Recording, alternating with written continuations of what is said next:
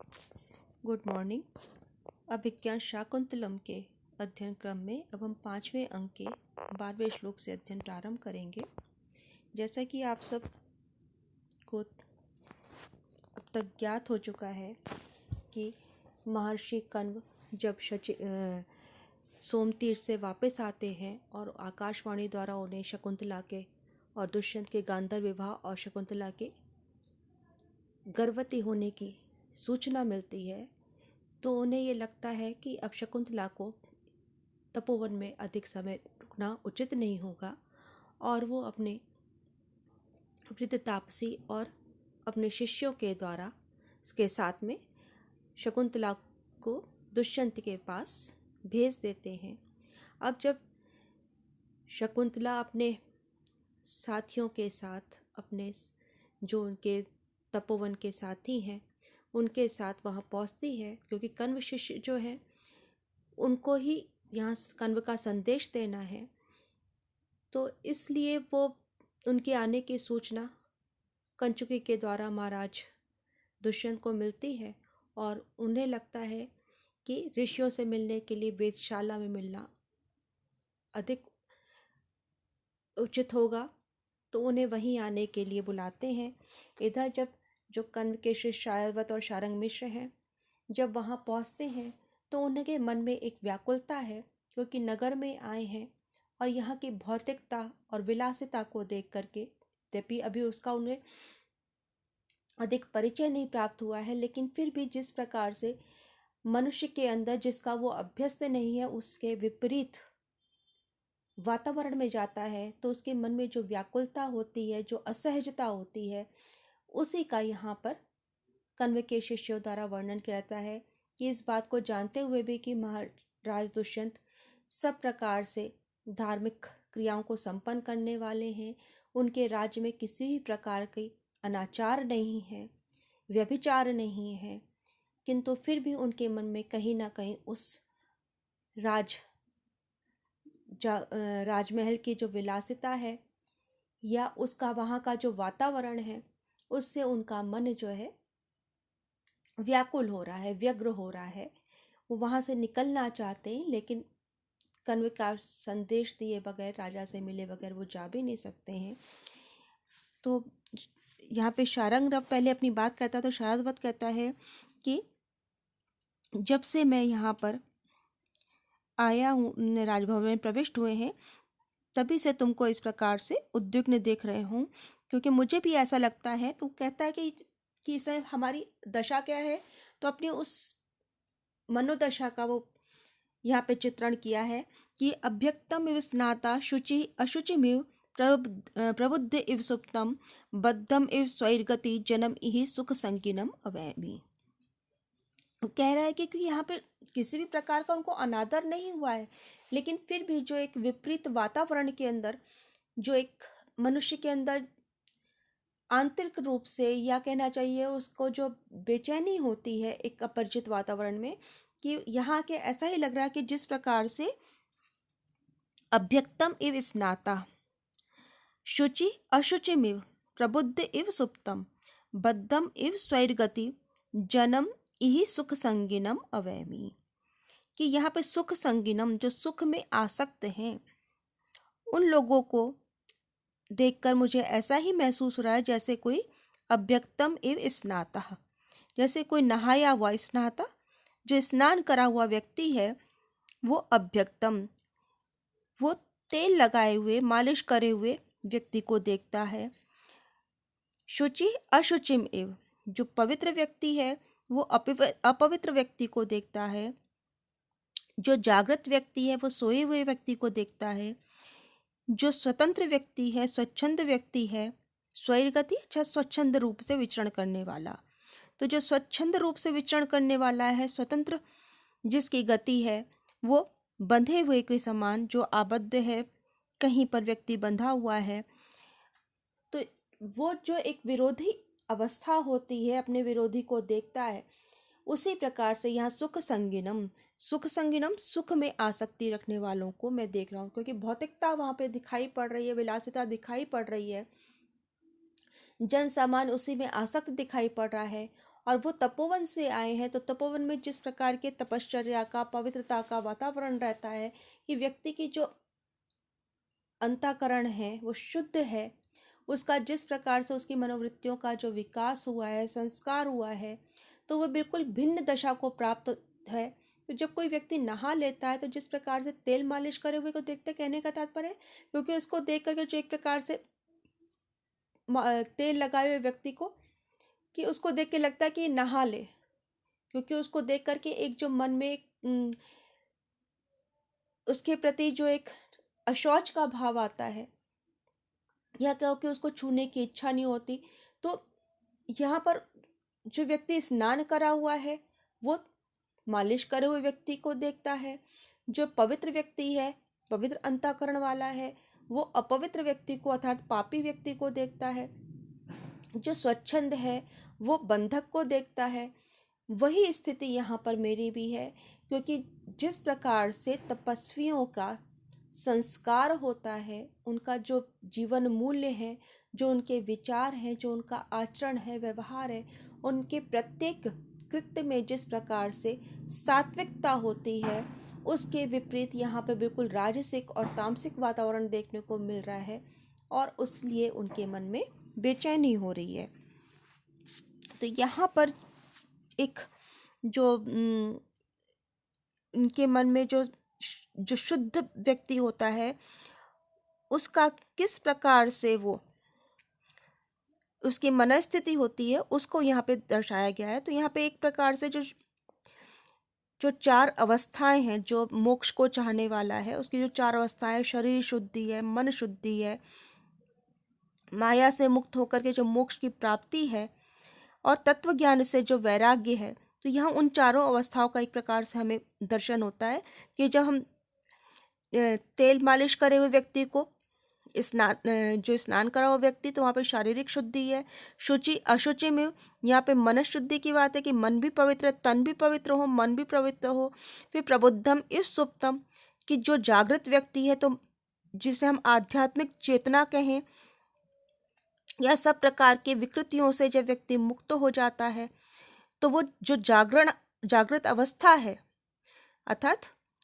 पूर्ण रूप से जो जागरण की अवस्था है, पूर्ण रूप से जागरण की अवस्था कहने का तात्पर्य है कि जहाँ व्यक्ति आत्मिक रूप से जागृत हो गया है, संसार के बंधन से मुक्त हो गया, कि जो संसार में पड़े हुए हैं वो सोए हुए हैं। इसी को गीता में कहा गया है, या निशासर भूतानाम तस्याम जागृति संयमी। तो यहाँ पर वो जो या निशासर भूतानाम है, उसी को यहाँ पर उन्होंने कहा है प्रबुद्धम इव सुप्तम, कि जो प्रबुद्ध व्यक्ति है वो सोए हुए को जिस प्रकार से दिखता है, क्योंकि उसको लग रहा है कि ये लोग अभी किस बंधन में पड़े हुए हैं, और जबकि उनका जो तपस्वी है, उनका उन अवस्थाओं से वो आगे निकल चुके हैं। और इसी बात को आगे कह रहे हैं बद्धम इव स्वैर्गति, कि जो स्वतंत्र व्यक्ति, क्योंकि जब व्यक्ति स्वतंत्र हो जाता है, स्वतंत्र चेता है जिसे हम कहते हैं यहाँ पे, जिसे अगर आप ग्रामर में कहें, व्याकरण की अगर सूत्र में कहें, तो स्वतंत्र कर्ता का जो एक स्वातंत्र्य होता है, उसी बात को यहाँ पर भी कहा गया है कि जो स्वच्छंद गति करने वाला है, अर्थात जो अपने कार्यों के लिए स्वतंत्र है, स्वतंत्र का स्वस्मिन तंत्रे, अपने तंत्र में जो निवास करने वाला है, अर्थात उसकी जो तंत्र जिस व्यवस्था में है, उसी में जो उसका स्वातंत्र्य रहता है। तो यहाँ पे स्वतंत्रता का तात्पर्य यह भी नहीं है कि वो छिंकल है, बल्कि वो अपने तंत्र में उसकी जो मर्यादा है उसमें रहते हुए वो किस प्रकार से स्वच्छंद गति करता है। तो यहाँ पर उसका तत्व ज्ञान की दृष्टि से, अर्थात जो वैराग्य उत्पन्न होता है कि वास्तव में कि माया मोह कुछ नहीं है, उस दशा का यहाँ पे वर्णन किया गया है। छंद आर्या है, और क्योंकि एक माला सी पिरोई हुई है, तो इसलिए यहाँ पे मालोपमा अलंकार है। अब यहाँ पर इसके पश्चात जो पुरोहित है वो कहते हैं कि हाँ, आप इसी प्रकार का है, इनका जो व्यक्तित्व है वो इस प्रकार का है। शकुंतला भी अपने उसको यहाँ पर एक प्रकार से शकुन विचार जिस प्रकार से उसमें कहते हैं, तो यहाँ कहते हैं कि उसको यहाँ पे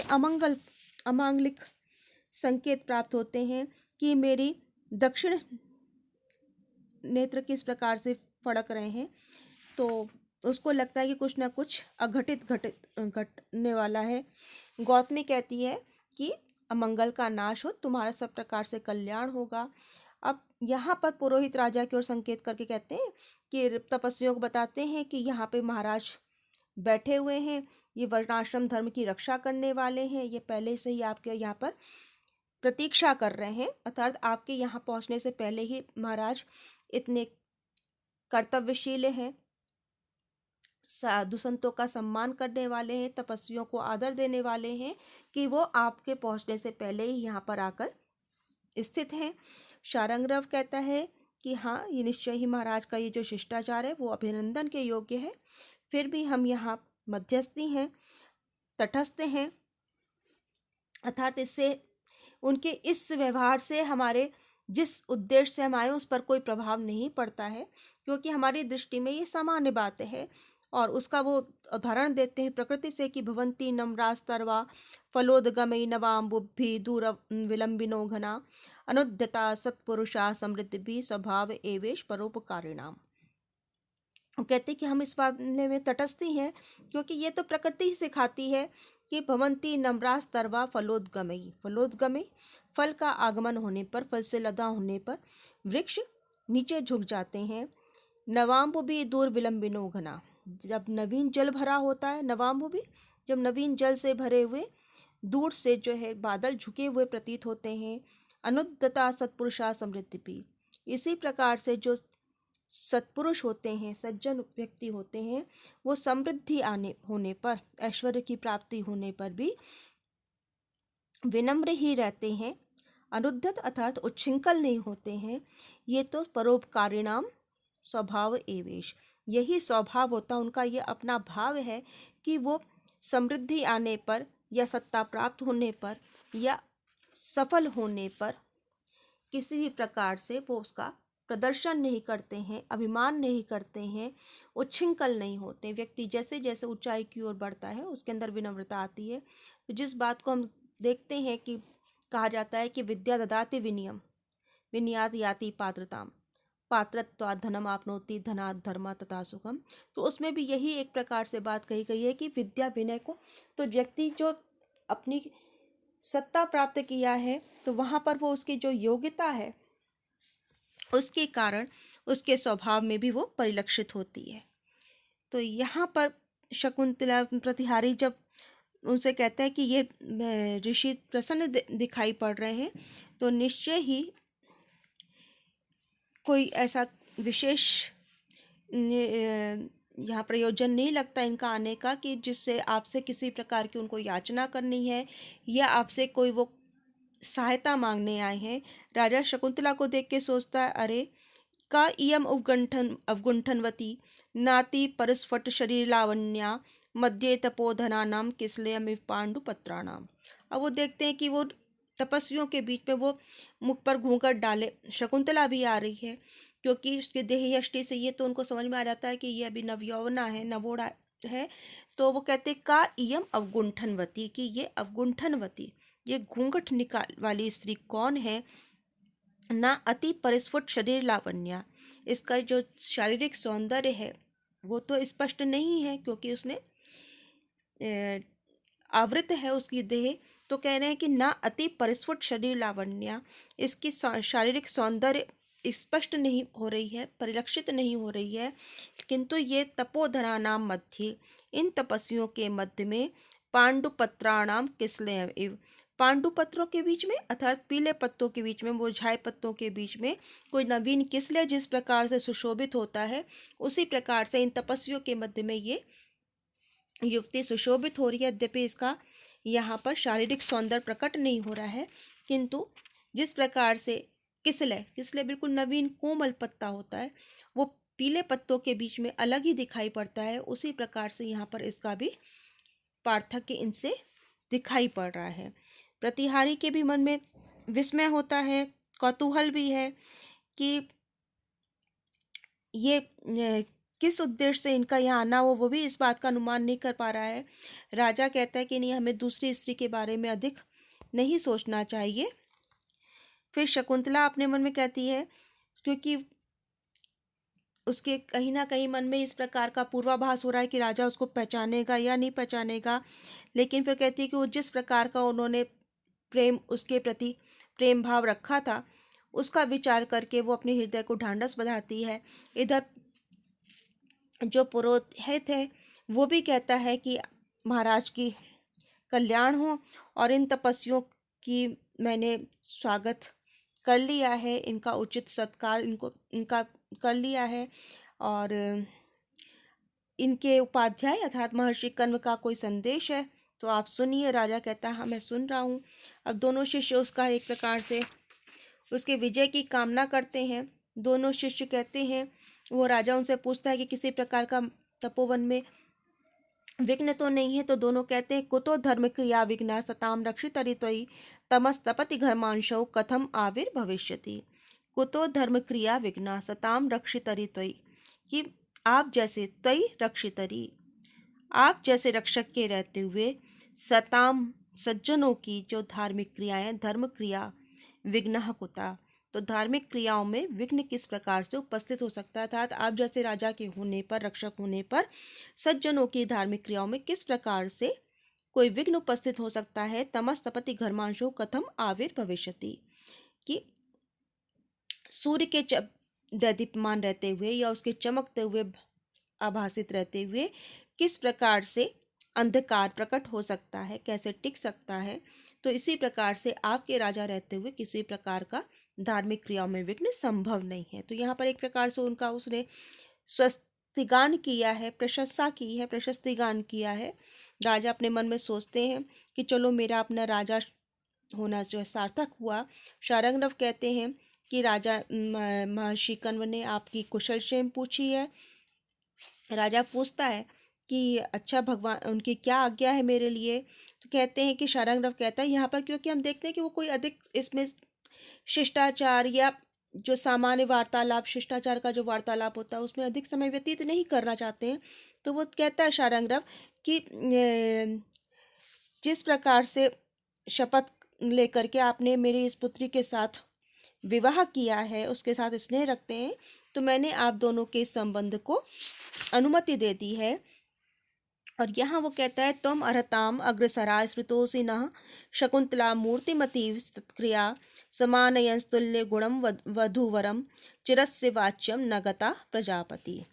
कि वो कहते हैं कि आप लोगों ने जिस प्रकार से इसके प्रति आपने इसके प्रति प्रेम भाव रख करके इसमें स्नेह प्रदर्शित किया है, तो मैंने आप दोनों के इस संबंध को मान्यता दे दी है। क्यों दे दी है? क्योंकि आप योग्य हैं। इस बात को वो कह रहा है तुम अर्हताम अग्रसरा स्मृतोसि नः, कि आप हमारे लिए जो प्रशंसनीय है, पूजनीय है, उनमें आप अग्रगण्य हैं। और शकुंतला मेरी जो पुत्री है वो मूर्तिमान सत्क्रिया है, अर्थात साकार सत्क्रिया,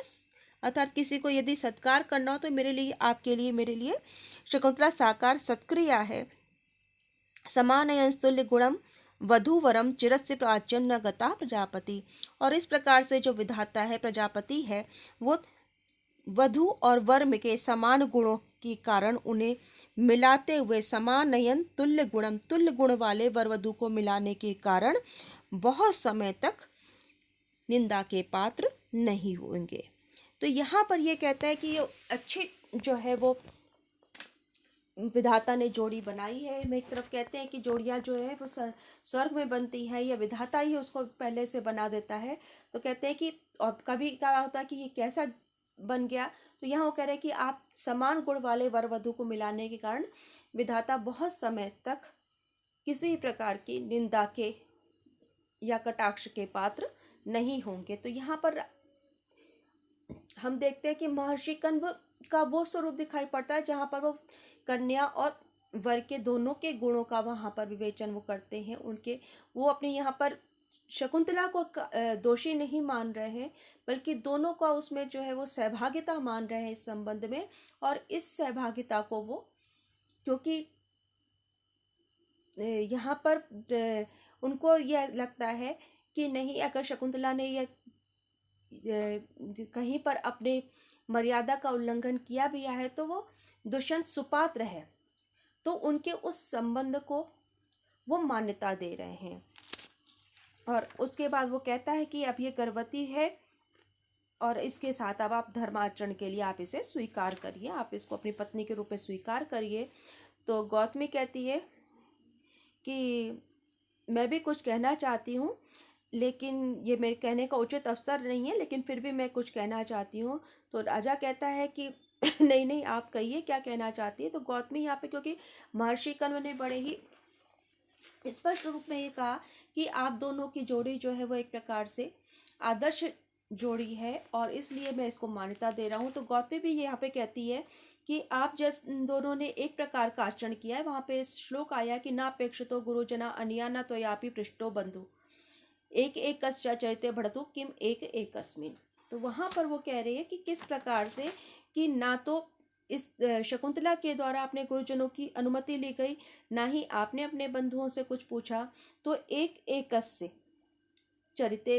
तो दोनों का जो अपराध है या आचरण है वो एक एक के को ही उसमें दोष देना उचित नहीं है। तो इसलिए इसमें एक के आचरण के विषय में, ये जब समान आचरण है तो केवल एक को ही क्या कहा जा सकता है। तो यहाँ गौतमी के द्वारा हमें वो स्वरूप मिलता है कि जो एक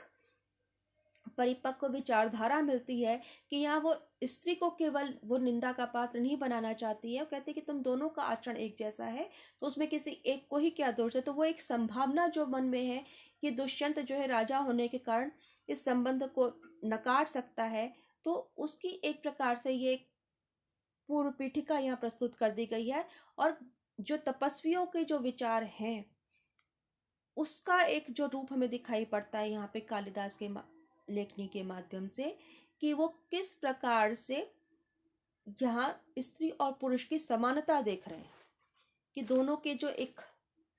आचरण है उसमें किसी एक को जो है दोषी ठहराना उचित नहीं है। तो वो जो स्वरूप हमें दिखाई पड़ता है यहाँ पे कालिदास का, वो एक प्रकार से हम कह सकते हैं कि जैसे लगातार ये कहा जाता है कि नहीं पितृसत्तात्मक परिवार है या स्त्रियों को हमेशा जो है वो दब के रहने की जो एक शिक्षा मिलती आई, तो यहाँ पर वो हमें वो मिलता है कि नहीं, उस समय भी ऐसे लोग थे जो दोनों की समानता की बात करते थे और किसी प्रकार के व्यवहार में दोनों की जो सहभागिता होती है, दोनों की जो इस प्रकार के जो भावनाएं हैं, इच्छाएं हैं, उसका जो है वो एक समान स्तर पर उनको रखना सदैव से होता आया है। तो यहाँ पर ये जब गौतमी ये कहती है तो शकुंतला राजा को लगता है कि यहाँ पर कि किस प्रकार से वो उसको स्वीकार करे, उसके मन में आता है कि शकुंतला को लग रहा है कि वो किस प्रकार से इस सब सुन के राजा क्या कहेगा। तो राजा कहता है कि ये आप क्या कह रहे हैं, कि ये किस प्रकार से, यहाँ पे उसके कहने का तात्पर्य कि आप ये किस प्रकार की बातें कर रहे हैं। तो शकुंतला अपने मन में सोचती है कि ये क्या क्या कहते हैं कि इस प्रकार की बात कैसे कर सकते हैं। ये तो शार्ंगदेव कहता है कि हम क्या बात कर रहे हैं कि आप तो लोक व्यवहार में निष्णात हैं और सतीम अपि ज्ञाति कुलेक संशयाम जनो अन्यथाम भर्तृमतिम शंकते अतः समीपे परिणे तो इष्यते प्रिया प्रिया व प्रमदा स्वबंधु भी। कि यहाँ पर वो कहते हैं कि आप, जब वो राजा उनसे प्रश्न करते हैं कि आप लोगों ने क्या लगा रखा है, एक समान बातचीत हो कि ये क्या बकवास लगा रखी है। तो शार्ंगदेव कहता है कि हम तो तपस्वी हैं, लेकिन लोक व्यवहार में तो आप कुशल हैं, दक्ष हैं, तो आपको तो ये बात पता होनी चाहिए कि सतीम अपि ज्ञाति कुलेक संशयाम, कि यदि सती स्त्री भी ज्ञाति कुलेक संशयाम, यदि विवाह के पश्चात अपने पिता के घर में ही रहती है, अपने बंधु बांधवों के साथ ही रहती है, तो जनो अन्यताम भर्तृमतीम विशंकते, तो ऐसी स्त्री के पतिता होने पर भी लोग उसकी अन्य प्रकार से आशंका करने लगते हैं, उसके व्यवहार के, उसके आचरण के विषय में शंका करने लगते हैं। तो ये तो लोक व्यवहार है, स्वभाव है लोगों का। अतः समीपे परिणे तो इष्यते प्रिया अप्रिया व प्रमदा स्वबंधु भी, और इसीलिए उसके अपने जो बंधु बांधव हैं, स्वबंधु भी उसके जो अपने बंधु बांधव हैं, उनके द्वारा ऐसी स्त्री को जिसका विवाह हो गया, यानी विवाहिता स्त्री को, चाहे वो प्रिय हो अथवा अप्रिय हो, उसको उनकी इच्छा होती है कि वो अपने पति के पास ही रहने के लिए भेजते हैं, अथवा वो चाहते हैं कि वो अपने पति के घर में ही रहे। तो यहाँ एक आज भी यदि हम इसको देखें तो समाज में ये है कि यदि कोई स्त्री विवाह के पश्चात यदि अपने पीहर में ही रह रही है, माता के पास ही रह रही है, पितृकुल में रह रही है, तो लोग उसके आचरण पर उंगली उठाने लगते हैं, तरह तरह के आक्षेप करते हैं कि क्या कारण है कि वो विवाह के पश्चात भी यहाँ रह रही। तो ये एक जो सदियों से जो परंपरा चली आ रही, जो मानव स्वभाव है, तो उसी की यहाँ पे हमें एक चित्र देखने को मिलता है कि शारंगरव यहाँ पे यही कहता है कि आप इसमें अधिक लोक व्यवहार को जानने वाले हैं। आपको पता ही है कि सतीम अपि, यहाँ पे कह रहे कि सती होने पर भी यदि कोई स्त्री विवाह के पश्चात, वो भले कितनी पतिव्रता हो, अपने बंधु बांधवों के पास ही रहती है, तो लोग उसकी अन्यथाम विसंगते, अन्य प्रकार से आशंका करने लगते हैं, उसके चरित्र पर आक्षेप उठाने लगते हैं या उसके पति के चरित्र पर आक्षेप लगाएंगे। इसलिए जो स्त्री के, वधु के जो बंधु बांधव हैं, वो चाहते हैं कि वो उसके, चाहे प्रिय लगे उसके पति को अथवा अप्रिय, वो अपने पति कुल में ही रहे, पति के पास समीप ही रहे, वो ये उनकी आकांक्षा होती है। तो यहाँ पर जो एक लोक व्यवहार और लोक के स्वभाव की जो बात है, वो यहाँ पर हमें देखने को मिलती है। तो यहाँ तक जब आप देखते हैं कि एक कथा जो एक स्वाभाविक रूप से चल रही है, अब इसके पश्चात कि राजा किस प्रकार से उसको पहचानने से मना कर देता है और वो उस पर प्रश्न चिन्ह उपस्थित करता है, उसका हमें आगे अध्ययन करेंगे।